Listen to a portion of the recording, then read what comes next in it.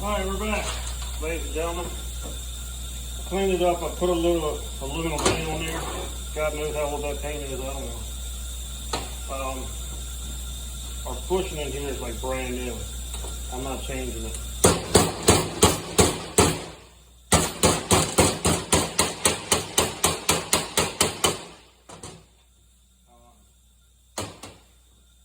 It's a bronze bushing in there. Dimple bronze bushing. It literally looks like brand new. All the bushes in this frame look really good actually.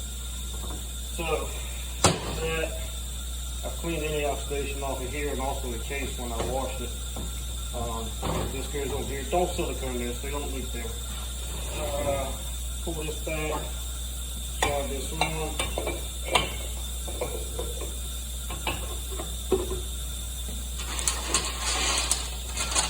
I used to sit there and paint all the bolts black and all that stuff. It was crazy. And I still built 2.5 of these things a day.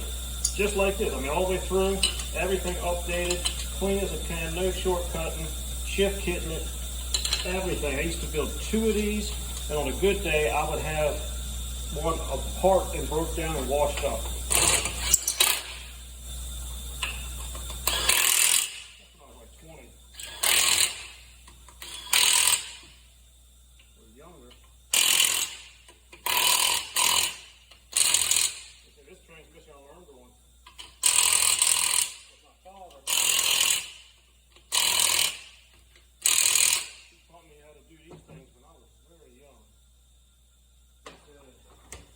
Let me tell you, we're going to put some of this right stuff around you because they do leak from a couple areas, just like a Turbo 350. You don't need a lot. Put a nice even bead around that.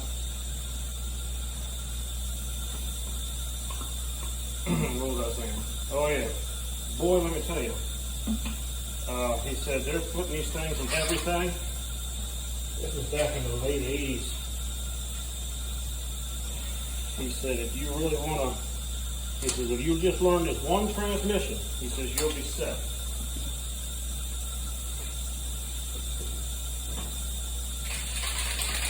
So naturally I said, okay, Pop. And he was right. They're still using the same transmission to this day. It's just electronic. Called a 4065E now.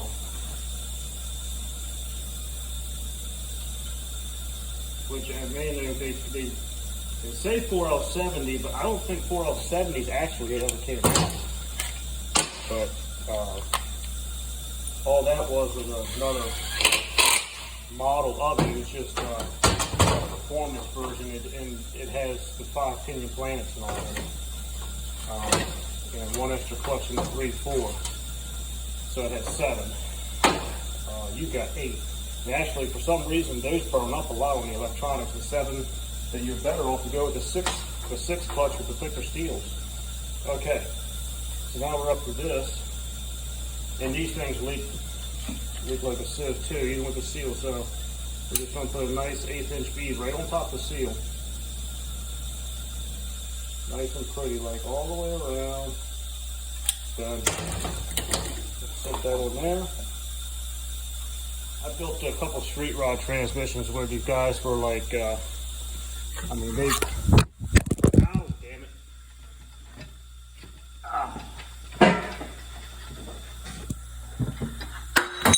Sorry, I think it happens at nighttime.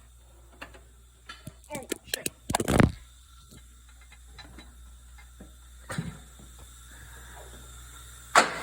I got this thing propped up on a ladder. I'm not a cameraman. This is for you only, Donna and Richard. Well, anybody else can see this, but if they want to. Anyway, this guy that worked out on the base, I said, you know, we always take a punch and drive this on. I said, and it always mess up the pump.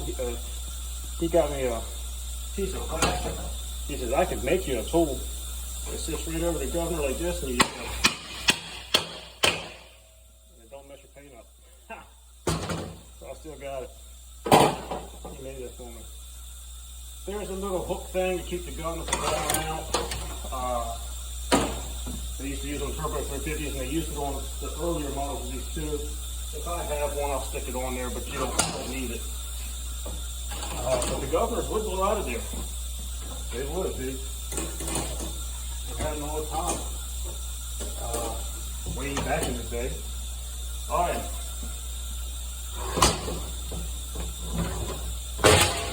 I always take a hammer, like my father did, and wedge it up the bell housing like that, and keep it flat. Okay, we're up to the hammer. Just got everything. And you always want to just take a double look.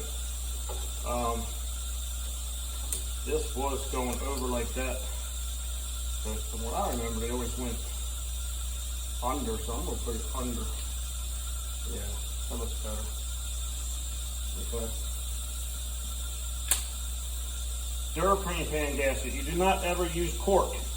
And don't use them pieces of junk that you get at the filter store where they fold it up and shove it in the box with the filter. The filters are fine. They're usually made by Filtran. But go to a Tran shop if you ever need a pan gasket. Get you a decent pan gasket. The cork gaskets are used on Turbo 350s. And now back in the early days, they had what was called a soft pan. This is a hard pan. This rail is nice and thick. And if you ever seen a soft pan, it's very flimsy. It's not thick at all. And it's got a couple like little indentations across here or something when it was stamped. That's a very flimsy pan, and you would use cork on that. That was like from 82 to 84. Once they came out with this hard pan, you don't use cork anymore. Unless you're buying a cheap precision kit or some shit like that. All this looks beautiful. Got our pan clean, magnet. She should sit nice and flat. If not, something's wrong. Like I said, I used to paint the pan cast iron gray. And it looks really cool with the aluminum and the orange. But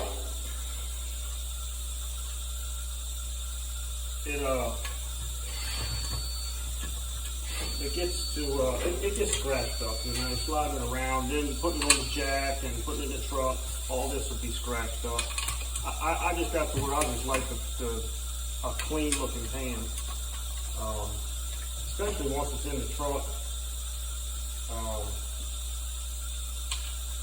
The paint sells. Paint's good for selling something, like if you want to buy one or something and you get it, open it up in the package, or say you're building something nice and you want to sit back and just do a little daydream and looking at it going, oh man, that's nice, you know. But it don't have that functionality. So I would have painted it all up, but I just don't have time. I took the day off to do this, and I've got 3 other trans jobs that's got to go.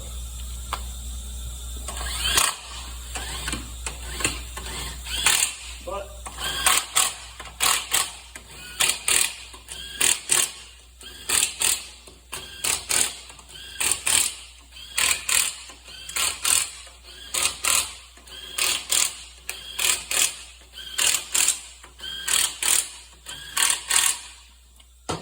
once again, transmission man's torque towards the speed wrench. You go around. You can feel when a bolt wants to be tight. You don't need a torque start. Like most mechanics say, let me adjust my elbow. I can hear it click.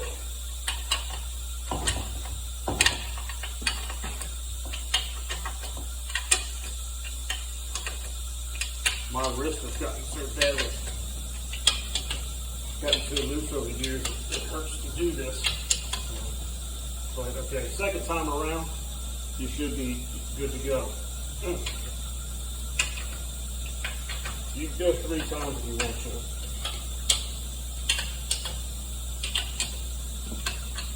Can't hurt it. And so you can feel where it wants to stop. you are not going to strip it out for the seasons. If you do, you're strong. And I think I'm going to go around 3 times, but just give that little, as the gasket crushes.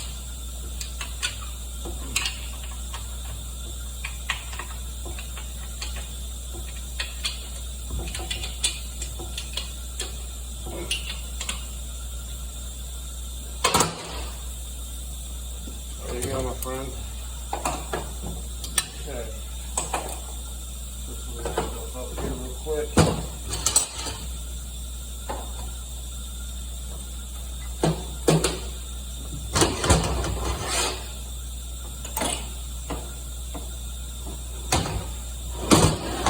Gently on the bench.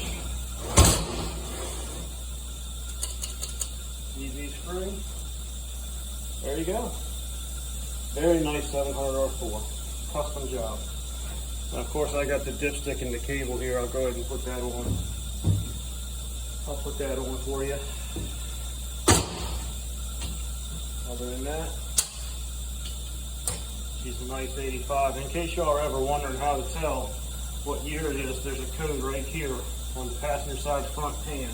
The first digit is the year it is. If it's a 0, it's a 90. This is a 5, and the early styles had these 2 ports, big ports like this. There's a couple other ways to tell on the governor back here in the case, but basically that's how you tell if it's an early or late, or well, whether or not it had an auxiliary valve body or not, because early you could tell by the shaft it had a real small shaft. B24 converters. These are B29 converters. The big shaft is from 85 up.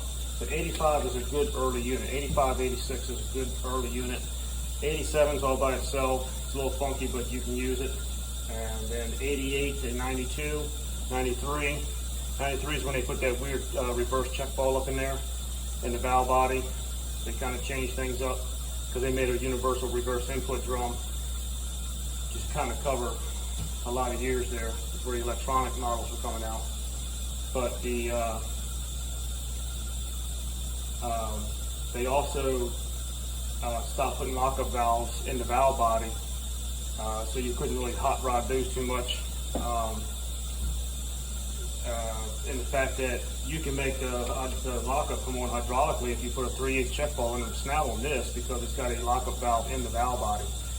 88, 87, they started putting aluminum dummy plugs in there because computers, little computers started taking over instead of vacuum switches.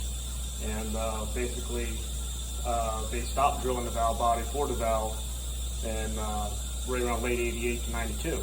So, you know, if you're trying to hot rod one, which I don't even know why you would anymore. We used to all the time. I had one in my Camaro behind my big block, and I made it manual shift with the Transco kit and all that, and I raced it, and it 10 years I slammed on it, and it held up great. But 4L60E is the way to go these days. This is kind of like the old tin can sailor, the old World War II stuff. Not that this is that kind of technology, but you know, as far as transmissions go, the hydraulic units from the 60s on up that I learned on, the late 60s, 64 on up, I've done 64. I don't think I've ever done anything older than that. My father's done stuff back in the 40s with Dynaflows and all the other stuff. He's the guy that he can still do it. He's got a memory like an elephant. But all these, you know, C4s, C6, torque flights, baby 8s, 904s, 350s, 400s, you know, then coming on up through the overdrive, this is the old style technology. In the 90s, the computers started taking over. So it's kind of like when smart missiles came out, it kind of does away with the old, you know, now we're up to drones shooting missiles. And that's kind of how we are with transmissions too. We've advanced pretty far. And not saying that they're any better. My little Colorado's got 24,000 on it and the torque converter shuttering in it. They can't keep torque converters in them, and you know, the only way to fix it is pull it apart and put the Transco shift kit and all that in it, and a billet bowl and piston and all that. But if you know the fixes on them, you know, as we move forward in technology, you can build some really nice stuff. Anyway, I'm done talking. I'm going to bed. Hope you enjoyed, guys. It was fun.